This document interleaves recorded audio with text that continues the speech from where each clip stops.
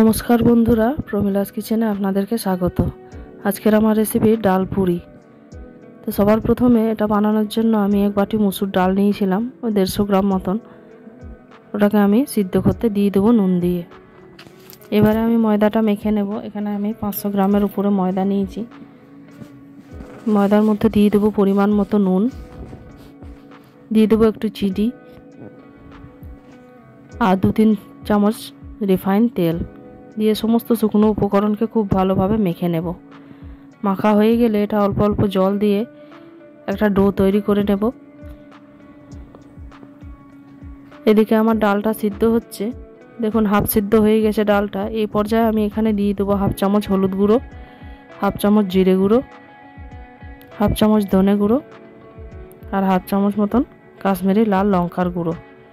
এবারে সমস্ত মশলাটাকে আমি ডালটার মধ্যে মিশিয়ে নেব।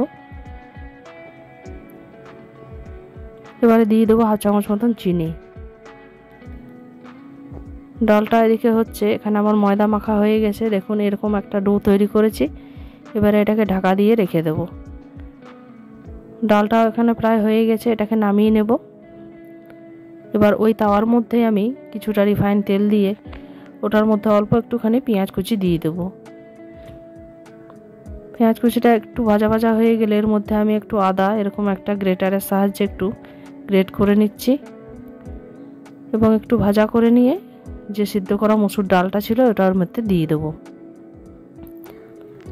দিয়ে খুব ভালো করে নাড়াচাড়া করে এটাকে একদম শুকনো শুকনো একটা উপকরণ তৈরি করে নেব। দেখুন এটা শুকিয়ে গেছে, ডালটা আমার রেডি। এটা ঠান্ডা করে নিয়েছি আমি। এবারে আমি যে ময়দাটা মেখে রেখেছিলাম এটার মধ্যে থেকে একটু বড় বড় লেচি কেটে নিয়েছি। যেহেতু আমি এটার ভিতরে পুরটা ঢোকাবো তার জন্য লেচিটা আমি একটু বড় করছি। এবারে আমি এরকম একটা লেচি নিয়ে পুরটাকে ভরে এটাকে রেডি করে নেব।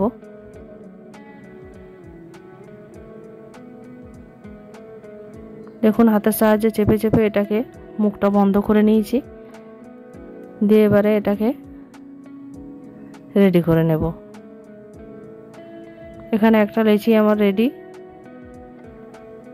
এবং আরেকটা লেচি আমি একইভাবে তৈরি করে নেব।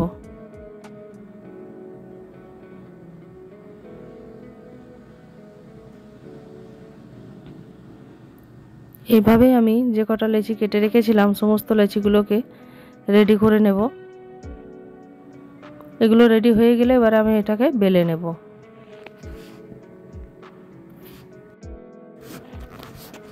এখানে আমার একটা লেচি বেলা হয়ে গেছে, একটা পুরি রেডি হয়ে গেছে।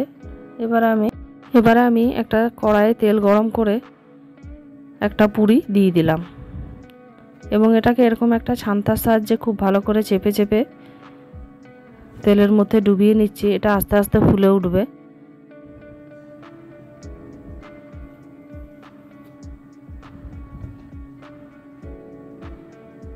দেখুন এটা আস্তে আস্তে ফুলছে। এবারে আমি এটাকে উল্টে নেব।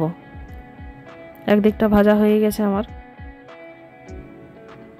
আরেক দিকটা এরকম লাল লাল করে ভেজে এটাকে তুলে নেব এবং আবারও যে লেচিগুলো আমি বেলে রেখেছিলাম সেগুলো একইভাবে ভেজে নেব। দেখুন তেলের মধ্যে দিয়ে এরকমভাবে প্রেস করলেই পুরিগুলো ভেসে উঠছে এবং ফুলেও যাচ্ছে বেশ সুন্দরভাবে।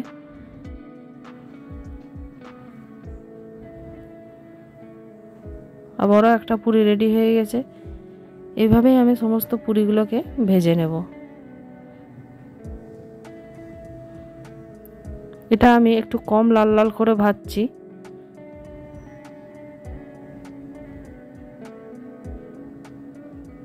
দেখুন এটাও বড়ার মতন ফুলে উঠেছে। এটাকেও একইভাবে ভেজে তুলে নেব।